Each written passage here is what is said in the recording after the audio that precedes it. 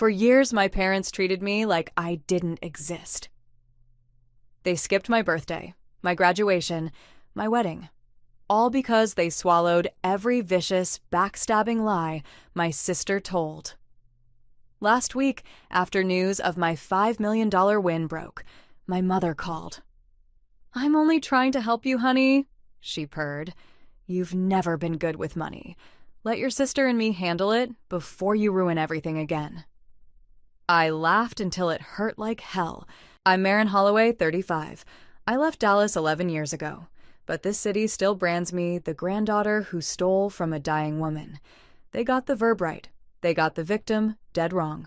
Last Friday night, in front of 700 people at the Adolphus Hotel, the lieutenant governor spoke my name, while my sister sat smiling in row C, completely unaware that her vicious lies were finally about to destroy the wrong sister. If you've ever been the family member who got rewritten while you were still in the room, sit with me for a little while. Tell me what city you're listening from. I'd like to know who's at this table. Highland Park, Dallas, in the late 90s, had a script. My mother, Linnea Holloway, kept hers in a leather portfolio with a brass clasp. Place cards, seating arrangements, the order of introductions. By the time I was 10, I knew where every name belonged at every table. My sister Vivian, Vivi, got to arrange the cards. I got to fold the napkins. At a 2003 Christmas dinner, my mother walked Reverend James Calloway through us like a museum docent. "Father, you know my Vivian. She's the bright one, top of her class at Hockaday." Calloway smiled. My mother's hand moved through the air toward me, the way you would gesture at weather. "And this is Maren. She's finding her footing. We're proud of both." I was 14. I had a 3.9. Nobody asked. I learned the difference between being called and being addressed. I would not learn what it cost me until I was 24. "Find your footing." That was the sentence my mother said for 30 years. My grandmother was named Lillian Holloway, and she was the only person in my family who looked at me on purpose. She lived in a bungalow off Greenville Avenue with a kitchen that smelled like Palmer's cocoa butter and a single framed photo on her nightstand. A Boston Terrier in 1962, his name written on the back of the print in my grandfather's pencil. Buster. She came to my middle school art show. She kept my pencil sketches in a drawer in her own bedroom.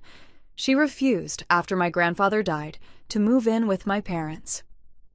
"I won't be redecorated," she told me once. "Not at my age." In 2012, she started forgetting words. By November of 2013, she was on hospice care in her own house. The bed wheeled into the front room so the light could reach her. I took a leave from my marketing job in Austin and moved into her guest room. She was lucid in the mornings, mostly. One January morning in 2014, she watched me rub cocoa butter into the backs of her hands, and she said, "You're the one who looks at people, Maren. Don't lose that. Most people in this family don't see anything they didn't already expect to see." I wrote it down on a Post-it. I taped it to the inside of her kitchen cabinet, so I would have to read it every time I made tea. She would say my name into a room with no one else in it. It was the last name she said before she stopped speaking. She was the first room I belonged inside. On December 6th, 2013, 10 days after my grandmother went on hospice, my sister Vivian arrived at the bungalow with a manila envelope and a notary stamp. She had finished SMU law that May. She had joined a Highland Park litigation boutique called Henderson Row. She was 24 and already wearing the kind of charcoal suit that announces its own price. "Let me handle the paperwork side," she told my father in the kitchen. "I'm the lawyer in the family." My father nodded. My mother poured sherry. I was in the next room washing my grandmother's hair in a basin, and I heard the soft slap of the envelope on the counter, and I did not get up. 3 days later, my mother texted my father. "Vivi sorted mother's affairs. She's such a help. Em is still here doing the soft work." I would not see what was in that envelope for 11 years and 4 months. I never asked. I never opened a cabinet, never asked my grandmother what she had signed. That was my first mistake. My grandmother died on a Tuesday morning in February of 2014. I was rubbing her hands with cocoa butter when she stopped breathing. Her last lucid sentence, the night before, had been the name of her dog from 1962. I wrote the year in Sharpie on the inside of my wrist before the funeral home van pulled into the driveway because I did not trust my own mind to keep it. The funeral was at Sparkman/Hillcrest. My sister gave the eulogy. The first 6 minutes were beautiful. She told a story about my grandmother teaching her to make biscuits in 1991. She quoted Wordsworth. The chapel cried in the polite Episcopalian way. Then she pivoted. Grandmother's last months were hard, she said. On her, on all of us, there were checkbook irregularities. Things we'll work through as a family. Grief makes us all do things. We love everyone in this room. She did not say my name. She did not need to. I sat in the second pew with my hands folded in my lap. My mother, beside me, nodded gently when Vivi said the word irregularities. I watched her nod. I waited for her to look at me. She didn't. My mother nodded. That was the moment. 2 weeks later, I was back in my Austin apartment, and the Dallas Cocktail Club was telling each other that I had stolen $40,000 from my dying grandmother. My father, Wendell, was the executor of Lillian's estate. He was her son. The amended distribution was in his name. My sister drafted it, my mother pressed for it, and my father signed it in a single afternoon, while my mother sat across the kitchen island with her hands folded over a glass of Pinot Grigio. I called him once. "It's what your mother thinks is fair, given the questions," he said, and the silence on the line was the silence of a man trying to remember what room he was in. I wrote a letter, I mailed it, I taped a copy to my refrigerator under a magnet shaped like a cactus. The letter came back unopened 6 weeks later. The magnet was still there. I waited for someone to ask. 11 years later, only one person ever would. He wasn't a Holloway. 3 years passed in the kind of slow grief that doesn't have a name. I left the marketing job. I moved with my husband-to-be, Theo Beaumont, to Austin's Tarrytown neighborhood in a small bungalow with a screen porch. Theo was a landscape architect from Beaumont, Texas, with a mother named Anne and a temperament that had never required noise. I took a part-time admin job at a North Austin hospice. I started writing in a moleskin. I wrote on a Tuesday in April of 2016. Most of them die not knowing if anyone remembered their name. In March of 2017, Theo and I were married in a chapel in Granbury. 12 people. Theo's mother, his brother Wesley, 2 cousins, a college friend. None of my family. My mother sent a card from a junior league stationery set. "Dear Marin, we wish you happiness. Mother." 2 weeks before the wedding, Theo's mother had called me. I was sitting in the parking lot of a Hampton Inn off I-30 between hospice visits. "Honey," she said, "Joyce Pemberton from your mother's cocktail club mentioned something to me at brunch. About your engagement party, about you. Are you sure?" I sat in that parking lot for 90 minutes. I did not cry. I did not call my mother.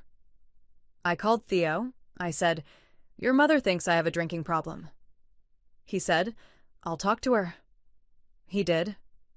She came to the wedding. She held my hand at the reception and squeezed it once, hard, and that was its own kind of apology. The morning of the wedding, I ironed my own dress at the Holiday Inn Garden Suite outside Granbury. The board was bolted to the wall, and the iron leaked a little, leaving a faint brown crescent on the underhem that nobody could see. My mother owned a Brabantia ironing board. It sat in her Highland Park guest room with the original tag. In the hallway, at 7:14 in the morning, Theo found me holding the iron. "You don't have to," he said. "We can do this at the courthouse." "No, I bought the dress. I'm wearing the dress." I drew a small crescent of cocoa butter onto the inside of my wrist before I put on the bracelet my grandmother had left me. It had become a habit since the funeral, a private ritual I had not named, not even to myself. What I did not know, would not know for 6 years, was that the cocktail club rumor had not been a rumor. It had been an invoice. 6 years.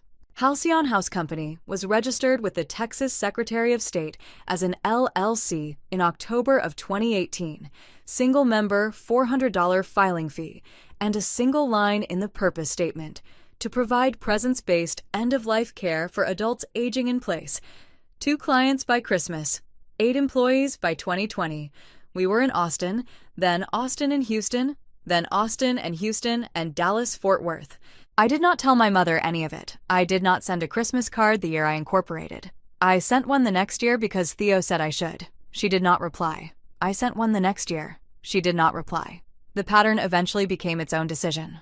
My mother, for her part, sent me a Hallmark card on my 30th birthday, 2 weeks late, signed by her secretary, Teresa, in a careful hand. Happy birthday, dear. Hope you're well. Mother. I taped it to the inside of a filing cabinet in our first office.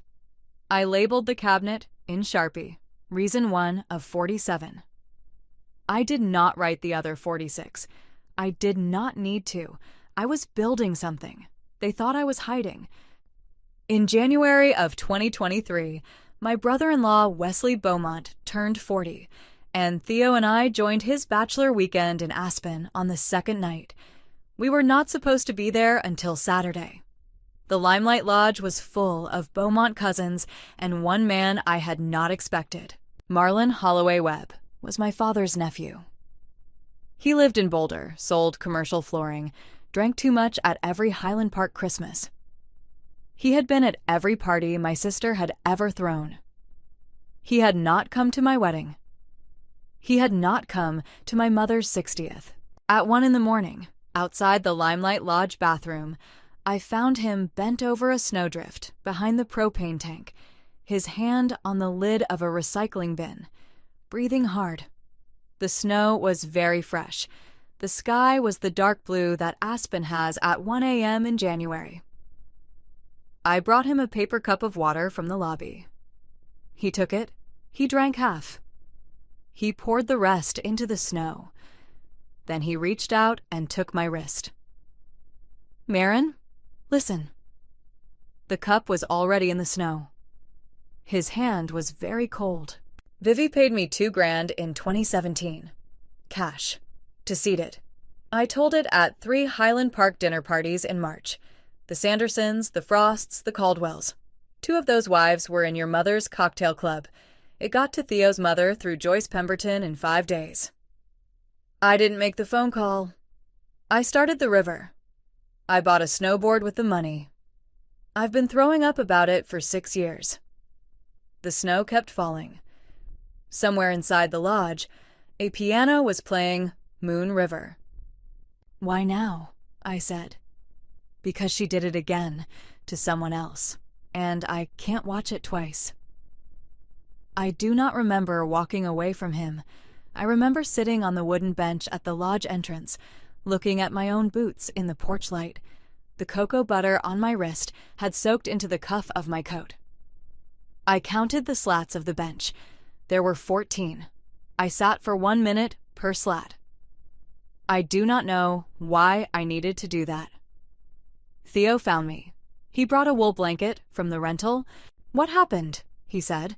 I think I finally heard myself. He did not ask what I meant. He never asked. That is why I married him. 6 weeks after Aspen, I was on a Zoom with a woman named Diane Kessler. She was 67, ran a healthcare M&A boutique in Boston called Whitehall Stratford, and had cold emailed me after a magazine had run a small piece on Halcyon. We had spent 19 minutes on the call, and I had spent all 19 of them defending the size of my company. Marin, she said, stop. The light behind her was the gray Boston winter light off the Charles. I could see a single sailboat upside down on a rack. I've been listening for 19 minutes. You're explaining yourself to people who aren't in the room. Stop. Build it. Build it where they have to admit you've already passed them. The room will catch up. I took the call off speaker. I closed the door of my home office. I opened a new document. I started writing a different kind of business plan. The signature program at Halcyon House Company is called Morning Hands. Every caregiver shift begins with a 5-minute ritual. Cocoa butter, palms, the back of the wrist, the second knuckles. We do not sell it as skincare, it is a presence anchor. The instinct came from rubbing my grandmother's hands the year she died. I wrote in an internal email to the operations team in August of 2023. We don't compete on price. We don't compete on technology. We compete on whether the daughter who hired us cries when she hears how her mother's last morning went. Train accordingly.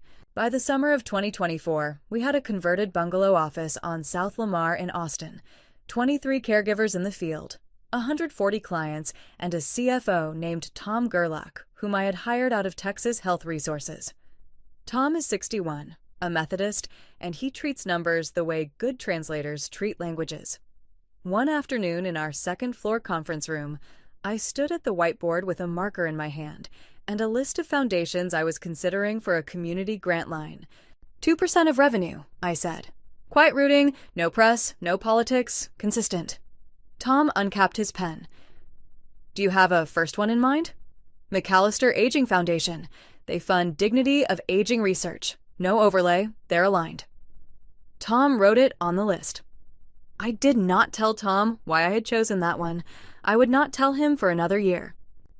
In June of 2023, I came to work on a Friday, and there was a Walgreens printed envelope on my desk. No return address. Inside, 14 photographs of my wedding, candid, taken on what looked like an iPhone 6. The texture of the photos faintly grainy, the colors warm. Theo holding my face on the chapel steps. Theo's mother wiping the corner of her eye with the side of her thumb. Me, alone in the side garden, looking at something off-frame. The Post-it was on the inside of the envelope, written in a blue ballpoint. I was there. I couldn't say anything to Mom. She would have been proud of you. C. Caroline Holloway Webb was Marlon's sister. She had snuck into the chapel. I cried for the first time in 2 years. Not loud. The kind of crying that just leaks down through your face while you keep working. I put the photographs in my desk drawer next to a 2 a.m. note one of my caregivers, Esther Mendiola, had brought me from a daughter in Plano whose mother had died at 6 in the morning. She knew us at the end. Thank you for keeping her there. I wrote Caroline back. 2 sentences. She kept them. They would matter later, in a way I had not planned. In January of 2025, Caroline forwarded me a LinkedIn screenshot. My sister had posted it 3 days earlier. Honored to join the legal advisory board of the McAllister Aging Foundation, dedicated to elevating dignity in late life care, #philanthropy, #eldercare, #leadership. The post had 247 likes. The cover photo showed Vivi in a coral blazer at a luncheon, shaking the hand of an older man I did not yet recognize. I saved the screenshot to a folder labeled simply public. I did not comment. I did not screenshot back. I made another cup of coffee. Tom and I had moved the McAllister Foundation grant to a quarterly recurring line 8 months earlier. The foundation did not know. The donor was me. The community grants were routed through Halcyon's charitable arm under the operations director's name. I did not yet know the gala would put my sister and me in the same room. I had not yet engineered that, but the room had begun to engineer itself. In the spring of 2025, a Dallas private equity firm called Atherton Breyer Capital reached out about acquiring Halcyon. Their thesis: scale Texas to a 6-state Sunbelt footprint. Initial offer was $30 million. Diane Kessler walked me through the counter. I had raised a small growth round in 2022 from an Austin angel, and I owned a hair under 30% of the company after dilution. We settled on a Tuesday afternoon in October of 2025 at $42 million enterprise value. Cash proceeds upfront to me of $5.2 million, a $4 million earnout tied to my retention through 2028, the Morning Hands protocol, untouchable in any roll-up. I kept the CEO seat. Forbes Health was already drafting the profile. I signed in the 32nd floor conference room at Vincent and Elkins in downtown Austin. The view ran out to the Capitol Dome and beyond, and the building shook a little when the elevator stopped on our floor. There was a single ballpoint pen on the table. I closed the cap. I did not smile. Diane was on speaker. "Marin," she said, "for what it's worth, this is the part where the room catches up. They have to admit you now." There was one thing left before the press cycle. My M&A counsel had been running standard seller-side prep, public record sweep, family-adjacent probate filings, anything that might bring a clawback claim post-close. Margaret Ellsworth had handled 3 acquisitions for healthcare founders before mine. She was thorough. I did not yet know what she was about to find in a probate filing from 2014. Sunday, April 20th, 2025 was Easter. Theo wanted me to fly to Dallas once a year. "Show up," he said. "Once? So they can't claim you abandoned them. Then you decide." I wore a slate blue dress. I flew in that morning.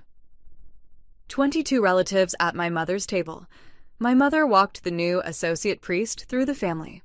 Reverend Calloway's protege, a man named Father Wells, was being introduced over canapes.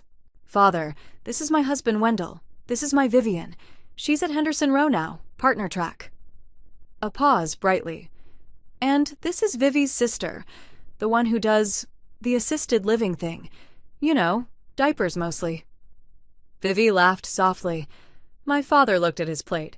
The candles on the buffet had been lit with the same butane lighter my grandmother had once used for her birthday cakes. I placed my napkin down on the table beside my water glass. "Excuse me, I have a meeting." I stood. I did not raise my voice. I did not look at my sister. I walked through the foyer, past the unused Brabantia ironing board, and the photo wall I had not been on since 2008. I called an Uber from the curb in the brunch dress and the Easter pumps. The driver was a man named Idris. He asked me where I was going. I said the airport. He asked me if I was all right. I said I was. He did not ask again. Theo met me at AUS at 4:15 with 2 coffees. How was it? It was the last one. He did not ask why. 3 weeks later, on a Thursday in May, at 11:14 at night, Margaret Ellsworth sent me an email. The subject line read, "Probate flag. Public file, not deal material." I was at my desk. The lamp was on. The photograph of my grandmother sat at the right corner of my blotter, the one I'd taken from her nightstand the day after the funeral, in which she is wearing a navy cardigan and looking past the camera at something only she could see. I read the email 3 times. Marin. Quick flag from Dallas County Public Probate File. Lillian Holloway's estate. POA. Executed December 6th, 2013. 10 days after she was placed on hospice. Recorded December 9th because of the real estate component. Signer for principal, Vivienne L. Holloway, niece. Outgoing wire, $40,000. February 8th, 2014, 3 days before death. Receiving party, Halberton Brackenridge CPA Trust Account, Dallas. Probate accounting confirms. Not a deal issue. Records are public. You may want to know. M.E. My hands did not shake. I noticed they did not shake. I sat for a long time. The minute hand on the office clock made 1.5 revolutions, and the building's HVAC clicked off and clicked on again. I read the email a 4th time. A 5th. The signature had been my grandmother's. I had been in the next room. I had been washing her hair. The signature had been hers, but the document had been described to her by my sister as nursing home paperwork. Texas Estates Code, Section 751 calls that undue influence. It is actionable on paper and near impossible to litigate 12 years later. My sister had known both of those things in 2013. They had taught her at SMU Law. I did not show the email to Theo. I slept on the office couch. The blanket I used was the one my grandmother had crocheted in 1979, brown and gold, kept folded on the office shelf as a personal artifact. I did not show Theo. Not yet. In the morning, I made coffee in the office kitchenette. I called Margaret at 7:30. "Take it out of the roll-up appendix," I told her. "Personal matter, not material." "You're sure?" "I'm sure."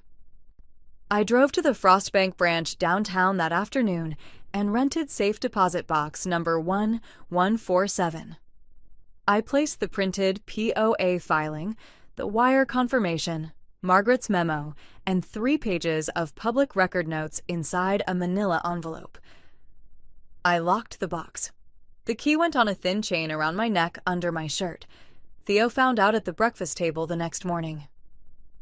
He read the printout twice, and he set it down on the counter beside the toast. "Are you sure?" he said. "I'm sure. If I use it, the story becomes about her. I want it to be about Lillian." He did not argue. He poured the coffee. I had the receipt. I had locked it in a vault. I would not bring it to the gala. I would bring her name. In late September of 2025, Caroline mailed me a USB drive in a small white envelope. Her note was paperclipped to the outside. Marlon gave me this in 2019. He didn't know what to do with it. Neither did I. I'm sending it because you should choose. C. I sat in the kitchen in Tarrytown with the door closed. I plugged the drive into Theo's old laptop. The file was 47 seconds long. A bachelorette weekend in Aspen, August of 2019. Marlon had recorded on his phone. The bridal party had invited him as a joke. The only male present, the honorary brother. The audio was clear. There was the clink of a glass setting down on a stone counter. There was laughter. 2 women, bright. There was a 3rd woman, silent. My sister's voice, half drunk, came through the laptop speakers. She only succeeds with vulnerable people. Old women, dying women. That's her level. Always has been. Mom and I have been telling people the same story for 5 years. It's funny. People remember stories. They don't remember facts. I listened twice. I placed the USB in a small Ziploc bag. I drove downtown. I added it to safe deposit box 1147. I would carry knowing it existed into the ballroom. That was enough. I want to pause here and ask you something. If you've watched this far, you're already someone who knows what it is to have a family rewrite you while you stood in the room. So I want to ask, when you find the first piece of evidence that the pattern was on purpose, not an accident, not a misunderstanding, but engineered, what do you do? A. Confront. B. Expose. C. Lock the receipt away and let the people who matter find out on their own. There isn't a wrong answer. I'd just like to know which one feels truest to you. Tell me in the comments. I'll read them. The Forbes health embargo lifted at 5:47 on the morning of Friday, April 17th, 2026, gala morning. The profile led with cocoa butter. In a converted Austin bungalow that smells faintly of cocoa butter, Marin Holloway is rewriting what it means to grow old in Texas. The second paragraph, Holloway's personal payout from the Atherton Breyer acquisition, is reported at $5.2 million. Modest by acquisition standards, but a number she has described to a colleague as enough to never need her family again. By 11, the article had 200,000 page views. By noon, my mother had called my father 3 times. I was in our kitchen. The phone was face down on the marble. Theo poured coffee. The dress for that evening was hanging in the doorway in a garment bag, slate blue, the same dress I had worn to my mother's last Easter. I had decided that on purpose. At 9:42, my phone vibrated face down on the marble. The first call from my mother in 19 months. I did not pick it up. I let it go to voicemail. I poured a second cup. Then I played the message on the kitchen speaker so Theo could hear. It was 23 seconds long. Marin, darling, hi, it's Mom. I saw the article.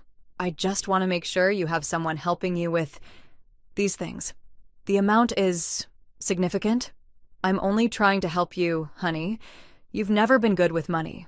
Let your sister and me handle it before you ruin everything again. Vivi can. She's so good with... Well, just please call me back. We're family. I played it a second time.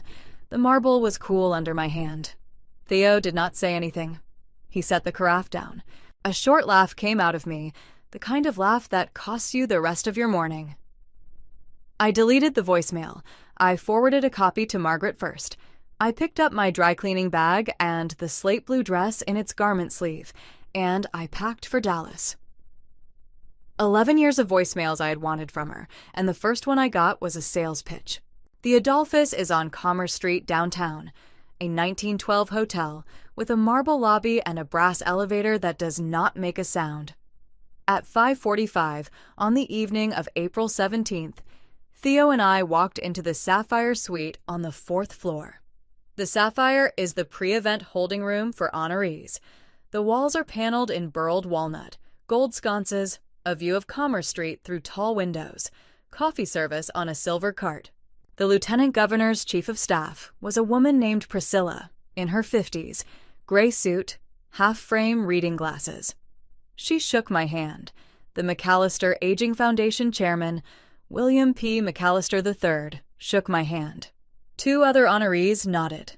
Dr. Reina Vasquez Aldrich, the head of the North Texas Senior Coalition, hugged me with surprising strength and stepped back. "Your speech," she said.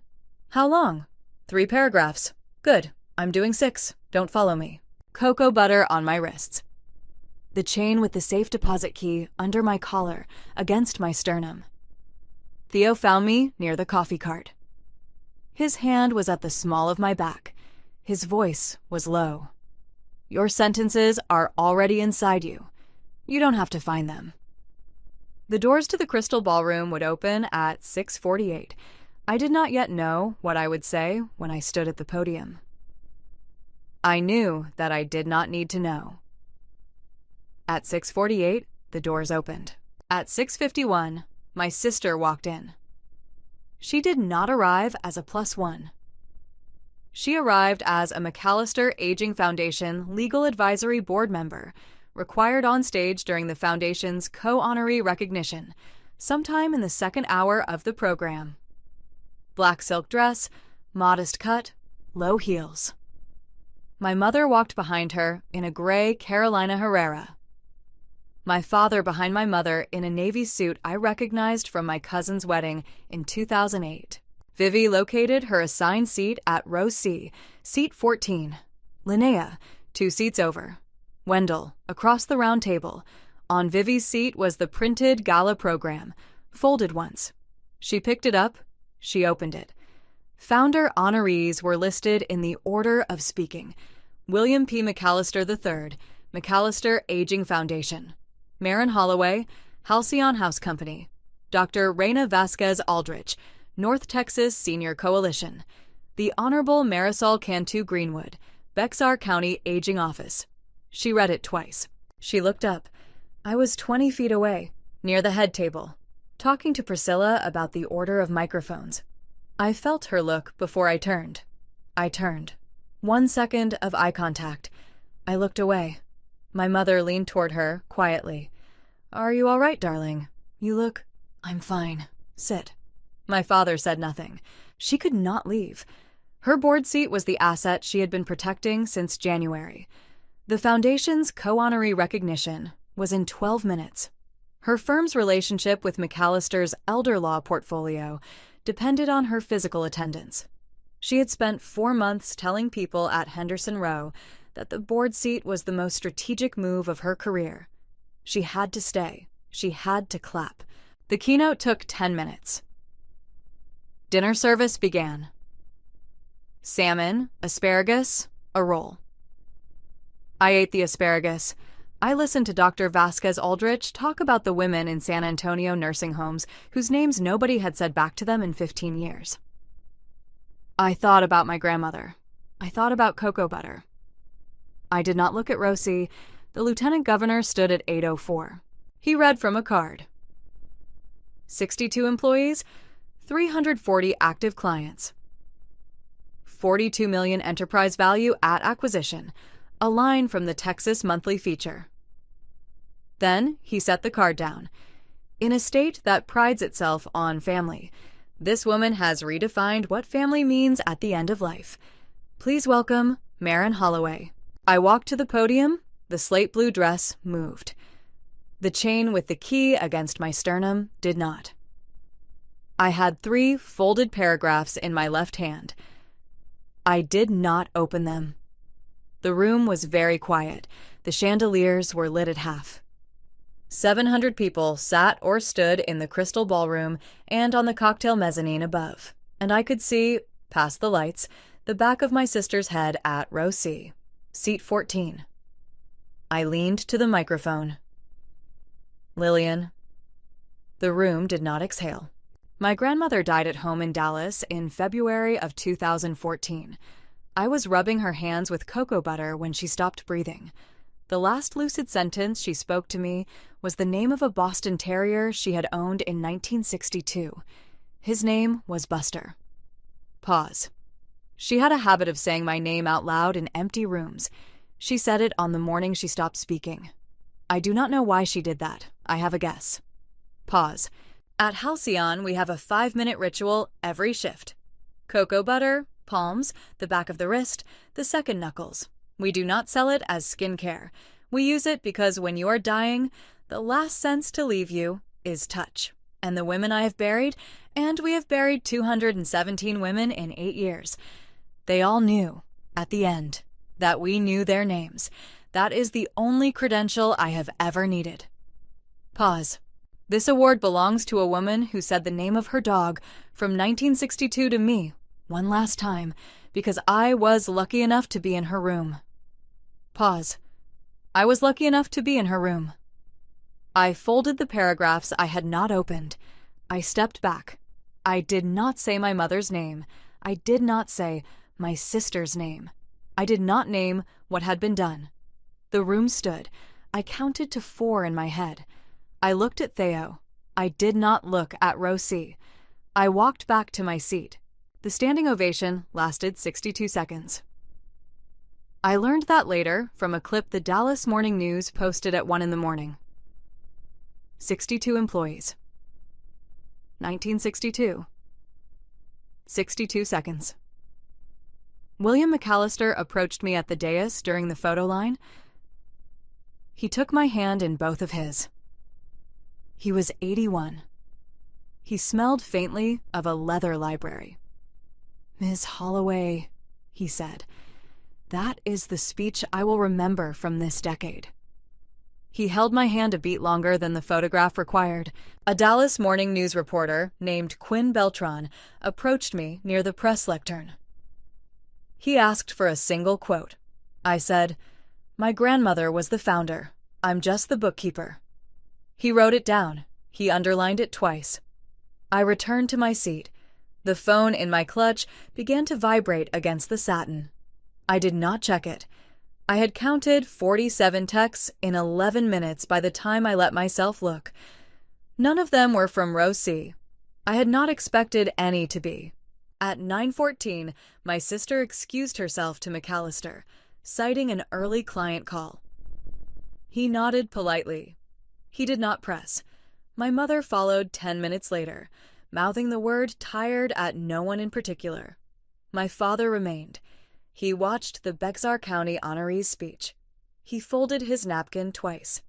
He left with my mother at the program's end without crossing the room. McAllister found me again at the coat check at 10:20. The valet was bringing his car around. He looked at me carefully. "Whatever you do next," he said, "call me first." He squeezed my forearm. He did not yet know that Vivian Holloway sat on his foundation's legal advisory board. By Monday morning, he would. The wool coat went over my slate blue shoulders. Theo handed the valet a ticket. I would not see my sister again. I would receive one email I did not expect, and one piece of news I had not engineered. Only the email mattered. Tuesday morning, April 21st, 2026, 7:12 a.m., the Terrytown kitchen, my laptop on the marble counter, coffee in the white mug from my grandmother's cabinet. The photograph of Lillian had moved from my office to the shelf in our kitchen the night I came home from Dallas. The email landed in my personal inbox. The sender was a Gmail address I did not recognize. The subject line read, "From James Calloway. Please read." I sat down on the bar stool. I did not call Theo from the porch. I opened it. Dear Marin, I have known for 4 years that the account given to me about your grandmother's estate did not match the family I sat with at Lillian's bedside in February of 2014. Your sister came to my study in the spring of 2021, seeking pastoral guidance about your continued conduct. What she described did not match anyone I had known. I should have spoken then. I did not. I will not make excuses. I am sorry. I will not ask for a reply. JC, I read it once. I read it a second time. I read one sentence aloud to Theo, who had walked in from the porch. I should have spoken then. I did not. He put his hand on the back of my neck. He did not say anything. He stood there for a long time. The dishwasher clicked into a rinse cycle. The sun moved a degree higher and lit the inside of my grandmother's white mug. I thought about a man in his 60s writing those 48 words on his personal Gmail. And I thought about the 4 years he had carried them, and I thought about how forgiveness is not a thing you decide. It is a weather pattern that arrives or doesn't. I closed the laptop. I forwarded a copy to Margaret out of habit. I did not reply. I did not file it. There was nothing left to chase. There was also one thing I had not engineered. On Thursday, April 30th, 2026, D Magazine published a 600-word item. McAllister Aging Foundation has terminated its outside elder law engagement with Henderson Rowe LLP, effective immediately. The foundation has also requested resignations from 2 members of its legal advisory board, pending the outcome of a conflicts review. The foundation declined to comment on specifics. Henderson Rowe declined to comment. Vivi's name was not in the article. It did not need to be. Tom sent me the link from his desk down the hall. I read it once. I did not forward it. I sat for a minute at my own desk. I picked up the photograph of my grandmother and I put it down again. A paralegal in Plano had run a routine conflicts check the Monday after the gala. She had found a 2019 filing my sister's firm had been listed on. An elder abuse defense, settled out of court, the firm's name on the masthead. My sister not personally counsel of record, but visible in the partnership materials of that calendar year. It was not, by any reasonable standard, my sister's filing. It was the firm's, but she had been on the masthead. That is how reputational mathematics works in our profession. I had not engineered it. I had stopped engineering 8 months earlier when I locked the box at Frostbank. The phone in my office stayed quiet for 3 days. On Sunday morning, I sat down at the kitchen table to say what 11 years had been for. If you've sat with me this long, I want to ask you one last thing. If you have a sister or a brother or a parent who has been writing you out of the family story for years, and the day comes when the room turns, when the people who matter finally see what you saw at the start, what do you want? Do you want them to say it? Do you want them to feel it? Or is there a third thing? Tell me. I read these. I want to know what the third thing is in your life. I don't think anyone has asked you. If you have been waiting for someone in your family to say the sentence, I'll tell you what I learned. They will not. Not because you do not deserve it, because they do not have it. You can wait at the table for another 20 years and they will not have it. The day you stop waiting, you do not become hard. You become available for the people who do have the sentence, for the ones who would have been proud of you. My grandmother had a Boston Terrier named Buster in 1962. She said his name to me one last time. She did not owe me anything else. Neither does anyone owe you anything, but some people will give it anyway. Find those people, and if you have a sister, and you are the older one, and you are tired, put the napkin down. Walk out. You have a meeting. Sunday morning, late April. The Terrytown kitchen smells faintly of Palmer's cocoa butter from the open jar by the window. Spring sun, not winter, my grandmother's photograph on the shelf. A Boston Terrier in 1962 looking past the camera at something only he could see. The Post-it from her kitchen cabinet, brown at the corners now, taped to the inside of my own. You're the one who looks at people, Marin. Don't lose that. The cocoa butter on the inside of my wrist, where the bracelet sits. The hum of a dishwasher entering its rinse cycle. I am 35. My grandmother was the founder. I am just the bookkeeper. The meeting is the rest of your life.